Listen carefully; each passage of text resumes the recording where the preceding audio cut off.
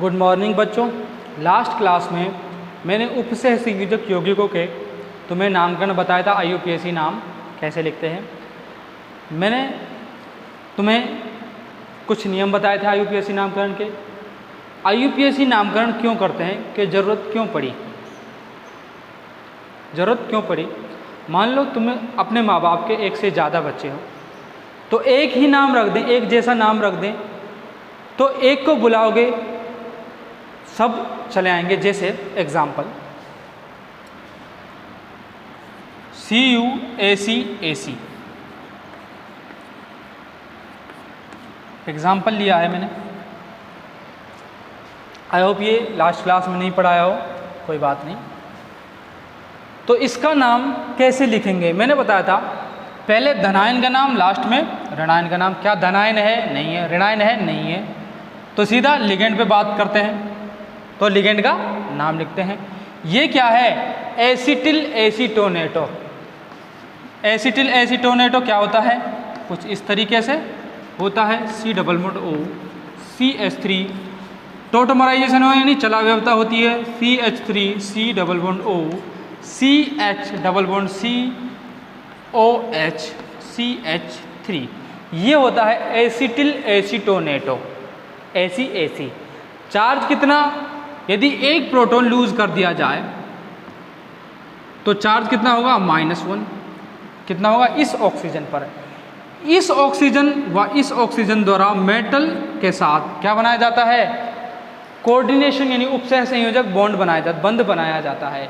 यानी इसकी दंतुकता कितनी, यानी कितने कोऑर्डिनेशन बॉन्ड बना रहा है? 2। तो मैं इसे द्विदंतुक लिगेंड कहता हूं। किसको? AC को। ये कैसा लिगेंड है? द्विदंतुक लिगेंड है। द्विदंतुक लिगेंड है और चार्ज कितना, आवेश कितना है? -1। अब इसका नाम लिखता हूं, देखो। सबसे पहले धनायन का नाम, धनायन नहीं है तो लिगेंड का नाम व संख्या। तो कितने लिगेंड हैं? 2। नाम क्या है? डाईएसिटिल एसीटोनेटो। डाईएसिटिल एसीटोनेटो। ये क्या है? कॉपर की ऑक्सीडेशन स्टेट। जब इसके ऊपर -1 है तो टोटल कितना हुआ? -2। देखो +2 × -1 = 0। तो x इक्वल टू क्या होगा? +2। तो कॉपर की ऑक्सीजन अवस्था कितनी? 1। क्या संकुल धनायनिक है? नहीं है। क्या संकुल एनायनिक है? नहीं है। तो जब एनायनिक नहीं है तो जो धातु है उसके नाम के पीछे 8 लगाते थे। क्या लगाएंगे? नहीं लगाएंगे। तो मैं लिखूंगा कॉपर, मिला के कॉपर सेकेंड। रोमन संख्या में ऑक्सीकरण अवस्था लिखते हैं और कोष्ठक में। ठीक है, ये इसका नाम हो गया। एक एग्जाम्पल और लेता हूं तो मैं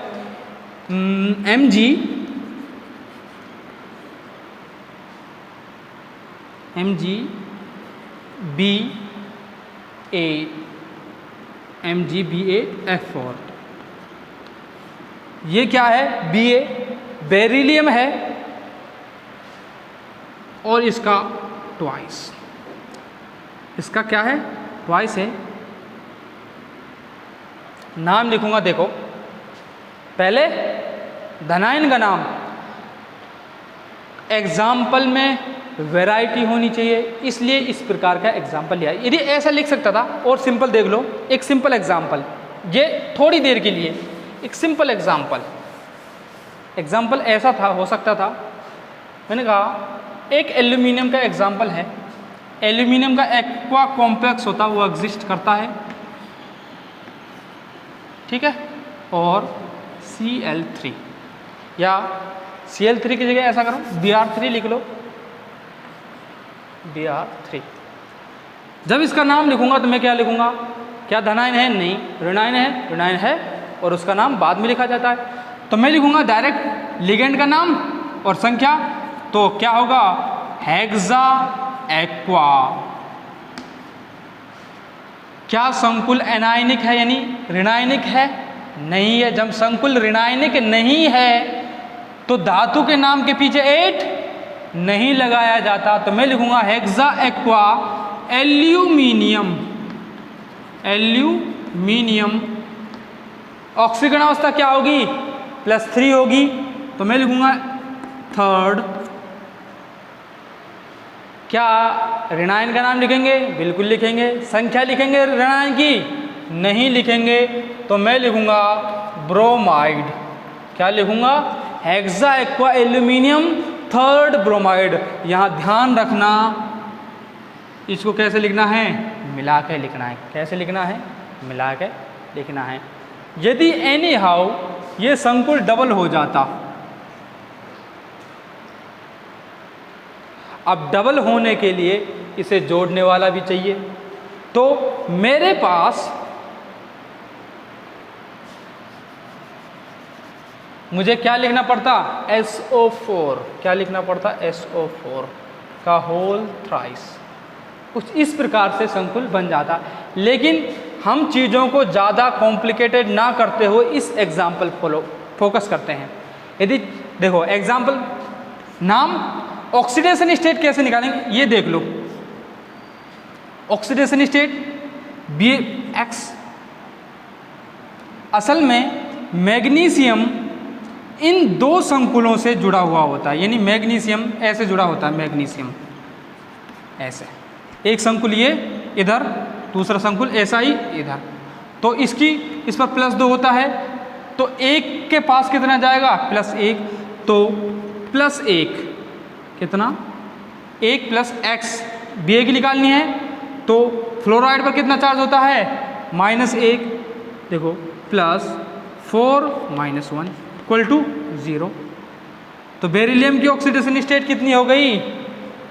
बेरिलियम की ऑक्सीडेशन स्टेट देखो ऐसा लिखता BaF4, इधर भी BaF4। अब इसके पास 2 चार्ज है, एक इसको एक इसको, तो बेरिलियम का ऐसा करो, एक मिनट Br लिखो ब्रोमीन, क्योंकि बेरिलियम लिखूंगा तो इसके ऊपर +3 ऑक्सीडेशन स्टेट में एग्जिस्ट नहीं करता है, तो BrF4 Br जब जोड़ेंगे तो इसकी ऑक्सीडेशन स्टेट क्या होगी? Br की ऑक्सीडेशन स्टेट क्या होगी? देखो 1 + x + 4 - 1 = 0। तो प्रत्येक ब्रोमाइड की ऑक्सीडेशन स्टेट क्या होगी? +3 हो जाएगी। x = क्या आ जाएगा? +3 आएगा। कोई बड़ा इश्यू नहीं है, तुम कर सकते हो।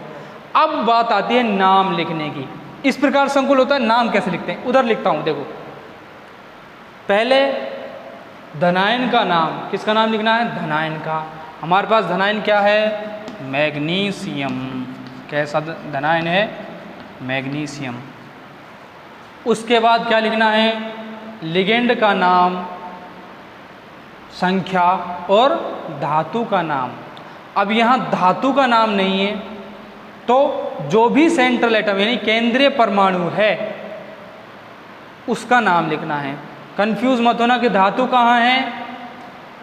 यहाँ ब्रोमीन क्या है? सेंट्रल मेटल आयन है।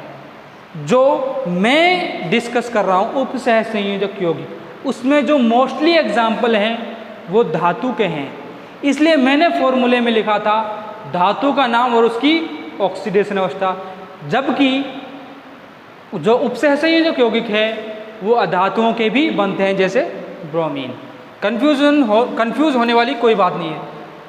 अब इस संकुल के बाहर ट्वाइस लिख रहा है, तो ट्वाइस के लिए देखो इस संकुल के बाहर लिख रहा है, तो इसको बताने के लिए मैं क्या लिखूंगा? मैग्नीशियम 20 कोष्टक में, मैग्नीशियम 20 कोष्टक में। अब लिखना है इस संकुल का नाम, क्या? टेट्राफ्लोराइडो या टेट्राफ्लोरो। क्या लिखता हूं? टेट्राफ्लोरो। देखो मैग्नीशियम 20 टेट्राफ्लोरो, टेट्रा इधर से एक मिनट वेट, इधर से देखो टेट्राफ्लोरो। सेंट्रल मेटल में क्या है? Pr है। तो Br है, क्या है, ब्रोमीन है। तो मैंने बताया था धातु के नाम के पीछे संकुल जब क्या हो, ऋणायनिक हो, तो क्या लगाते हैं 8। अब यहाँ धातु ना हो गए, अधातु है या कोई भी परमाणु है, तो रूल तो वही होगा कि नाम के पीछे क्या लगाना है, 8 लगाना है। ब्रोमीन है तो क्या होगा, ब्रोमेट। तो मैग्नीशियम 20 टेट्राफ्लोरो ब्रोमेट, क्या होगा, टेट्राफ्लोरो ब्रोमेट, सॉरी ब्रोमेट। इसकी ब्रोमीन की ऑक्सीडेशन अवस्था कितनी होगी, ब्रोमीन की ऑक्सीजन अवस्था अभी निकालिए 3rd, ब्रोमेट। कोष्टक बंद। या तो ऐसा लिखो, ये कौन सा कोष्टक है, मजला कोष्टक। इस प्रकार का कोष्टक लगाओगे, क्योंकि यहाँ 2 कोष्टक आ रहे हैं, एक साथ 2 कोष्टक एक ही तरह के नहीं आ सकते, तो एक कोष्टक लगाना है और एक मजला कोष्टक लगाना है। तो नाम क्या हो गया, मैग्नीशियम 20 टेट्राफ्लोरो ब्रोमेट 3rd, ये नाम हो गया। एग्जाम्पल लेता हूं एक इरिडियम का।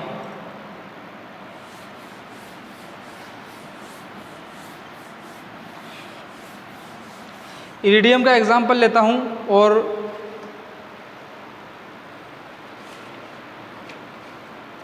जैसे IR En का होल ट्वाइस NH3 का होल ट्वाइस, ये अपना एग्जाम्पल है। और Cl2 क्या होगा, Cl2 लगा लो, या Cl3, या फिर S थोड़ा सा वैरायटी, मैंने कहा 3+, Cl3 में भी प्रेजेंट हो सकता है। देखो देखो देखो, कंफ्यूज नहीं होना है, मैं बार बार कह रहा हूँ, कंफ्यूज नहीं होना। देखो एक एग्जाम्पल ये लिया, और एक एग्जाम्पल मैंने लिया इरिडियम En का होल ट्वाइस NH3 का होल ट्वाइस Cl3 या Cl2। अब यहाँ इरिडियम की ऑक्सीडेशन स्टेट क्या है, +3, क्योंकि इसकी भी, इसके ऊपर चार्ज कितना होता है 0, इसके ऊपर भी चार्ज कितना होता है 0 0 0, वहाँ Cl3 लगा। तो ऑक्सीडेशन स्टेट दोनों पोजीशन में, दोनों एग्जाम्पल में क्या होगी, +3 होगी। नाम लिखता हूँ, देखो एथिलीन में, एथिलीन ई से और एमाइन ए से शुरू होता है। पहले अमाइन का नाम लिखूंगा, तो मैं लिखूंगा डाई एमीन, डाई एमीन।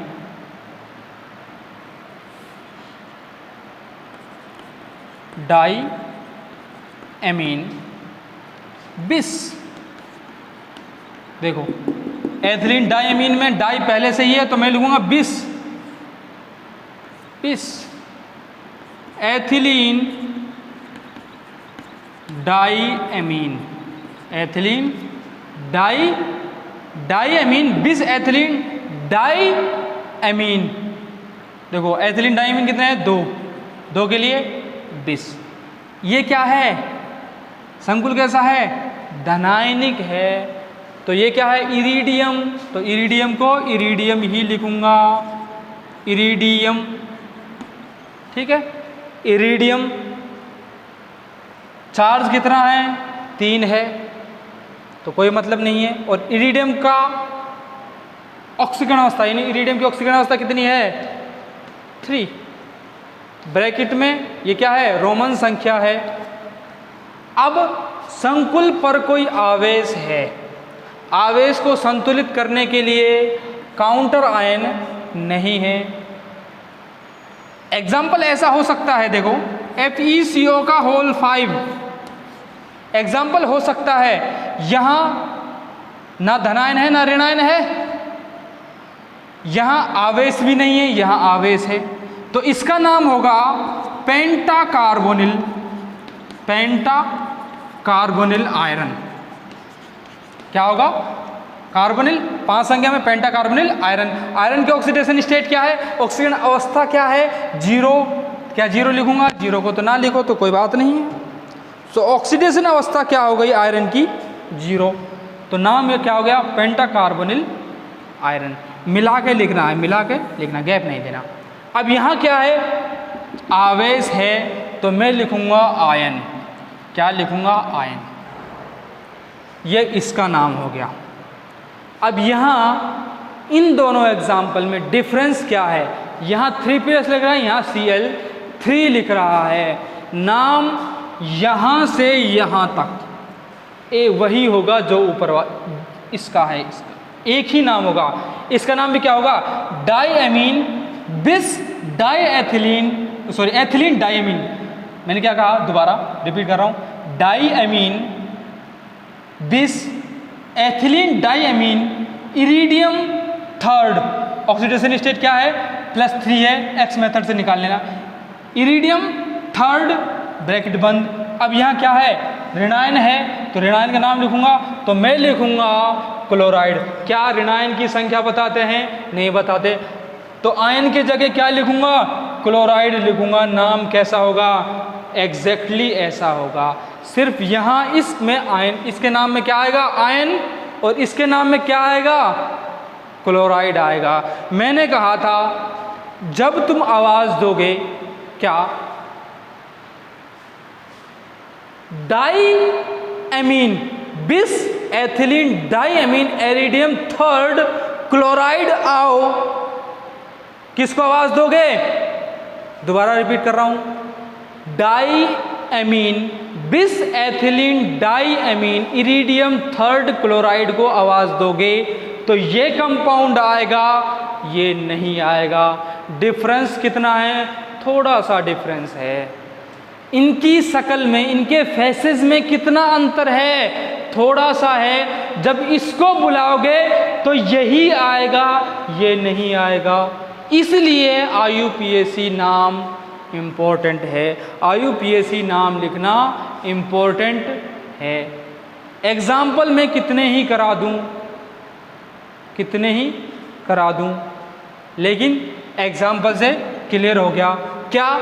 सबसे पहले धनायन का नाम, धनायन नहीं है तो नहीं लिखेंगे। उसके बाद लिगेंड की संख्या और लिगेंड का नाम, लिगेंड की संख्या, लिगेंड का नाम, लिगेंड की संख्या, लिगेंड का नाम। उसके बाद क्या था? धातु का नाम। उसके बाद धातु की ऑक्सीकरण अवस्था। डाईमीन बिस एथिलीन डाईमीन हो गया, धातु का नाम इरिडियम, ऑक्सीकरण अवस्था। ठीक है। ऋणायन का नाम लास्ट में। क्या ऋणायन है? नहीं है। एक आवेश लग रहा है तो मैं लिखूंगा आयन। आवेश नहीं होता तो मैं आवेश नहीं होता तो मैं, जैसे कोई भी ऋणायन है तो ऋणायन का नाम लिख देता। यदि नहीं है, इसकी तरह ना धनायन है ना ऋणायन है, चार्ज भी नहीं है, तो इसको क्या लिखता? ऐसे कैसे लिखता? ना धनायन है ना ऋणायन है। Example clear. जब आप आवाज दोगे इसको, इस कंपाउंड को, इस यौगिक को, तो यही आएगा, ये नहीं आएगा। नामकरण का ये महत्व है। ठीक है। अगला एक चीज क्या पढ़ेंगे? जो ब्रिजिंग कंपाउंड हैं, जो क्या होते हैं? सेतुबंध यौगिक होते हैं। सेतुबंध यौगिक होते हैं, उनका नामकरण कैसे करते हैं? सेतुबंध यौगिक का नामकरण।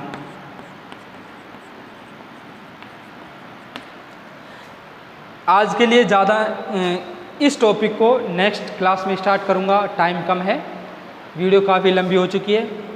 देखो और एग्जाम्पल देख लो।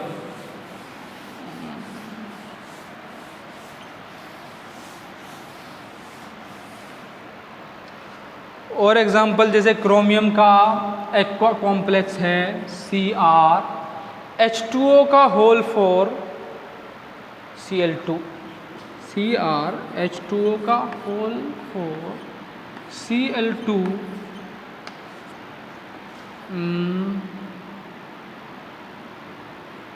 ऐसा करो,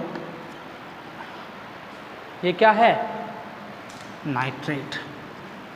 अब यहाँ ऋणायन है, कोई बात नहीं, ऋणायन है तो नाम करो। देखो पहले धनायन, धनायन नहीं है तो किस पे आएंगे? लिगेंड पे। लिगेंड का नाम व संख्या। ये क्या है? एक्वा है, ऐसे शुरू है, ये क्लोरो है, सी से स्टार्ट है। अंग्रेजी वर्णमाला में के क्रम से लिखना है नामकरण। तो मैं क्या लिखूंगा? टेट्रा एक्वा, डाई क्लोरो, मिला के लिखना है, गैप नहीं देना, डाई क्लोरो। अब तुम में से दोबारा कोई पूछेगा कि सर टेट्रा एक्वा में टी पहले आता है, सॉरी बाद में आता है, डाई क्लोरो में डाई का डी पहले आता है। मैंने कहा क्या, टेट्रा एक्वा का टी बाद में आता है, डाई क्लोरो का डी पहले आता है। मैंने कहा बेटा नहीं, ये संख्या है, ये क्या है, संख्या है। हमें सिर्फ जो लिगेंड का नाम है उसमें देखना, इसमें सी आ रहा है, इसमें ए आ रहा है, तो ए पहले आता है, सी बाद में आता है, तो एक्वा पहले लिखा जाएगा, क्लोरो बाद में लिखा जाएगा, क्लोरो बाद में लिखा जाएगा। तो नाम कैसे लिखूंगा, मैं नाम लिखूंगा tetra aqua die chloro chromium, क्या, क्रोमियम। ऑक्सीडेशन स्टेट क्या है क्रोमियम की, ऑक्सीडेशन स्टेट क्या है क्रोमियम की, देखो ध्यान से, क्रोमियम की ऑक्सीडेशन स्टेट, क्रोमियम की ऑक्सीडेशन स्टेट क्या है, +3 है। निकाल सकते हो तुम, यहाँ से 2 माइनस, यहाँ से 1 माइनस, तो टोटल कितना हो गया 3 माइनस, तो प्लस का भी 3। रोमन संख्या में ऑक्सीकरण अवस्था, क्रोमियम 3rd, मिला के लिखना है, मिला के लिखना है। और ये क्या है, नाइट्रेट, ये क्या है, नाइट्रेट। नाम क्या हो गया, tetra aqua die chloro chromium 3rd nitrate. क्या हो गया,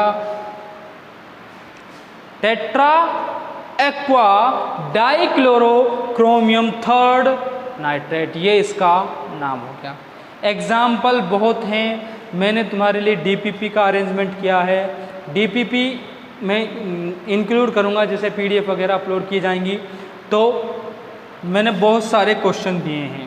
टेंशन मत लेना कि कम कराए हैं एग्जाम्पल या ज़्यादा कराए हैं, ज़्यादा इसीलिए करवाए हैं एग्जाम्पल, तुम डिफरेंट लिगेंड से, मेटल से रूबरू हो सको, देख सको कि ये भी लिगेंड के रूप में बिहेव करता है। जैसे एक होता है PH3 ट्राइफेनिल फॉस्फीन, ये एक लिगेंड होता है, ये भी एग्जाम्पल में आ सकता है। एक होता है PH2-, ये भी एक एग्जाम्पल हो सकता है। एग्जाम्पल बहुत सारे हैं लिगेंड के, ठीक है। इस तरीके से अपन उपसह संयोजक यौगिकों का नामकरण लिख लेंगे। आज की क्लास में ज़्यादा कुछ नहीं, सिर्फ मैंने IUPAC नोमेनक्लेचर समझाने के लिए तुम्हें बहुत सारे एग्जाम्पल के, गिनती के मुश्किल से 5 या 6 एग्जाम्पल, 7 एग्जाम्पल करवाए हैं। इसीलिए करवाए हैं कि तुम्हें कॉन्सेप्ट क्लियर हो और तुम्हारे पेपर में इससे रिलेटेड क्वेश्चन आता है। इसीलिए जोर दे रहा हूँ, इसलिए टाइम लिया पढ़ाने के लिए, समझाने के लिए, कि आप IUPAC नाम सोचें, लिखें। तुम्हें पता होना चाहिए कि IUPAC नाम कैसे लिखते हैं, तुम्हें पता होना चाहिए, ठीक है। अब इसके बाद जैसे मैं ब्रिजिंग जो कंपाउंड है, यानी सेतु बंध यौगिक हैं, उनके नामकरण देखूंगा। उसके बाद जैसे नाम लिखा है, इससे वापस से कैसे फॉर्मूला जनरेट करते हैं, बनाते हैं, वो देखेंगे, ठीक है। आज के लिए इतना ही, मिलते हैं नेक्स्ट क्लास में। Thank you.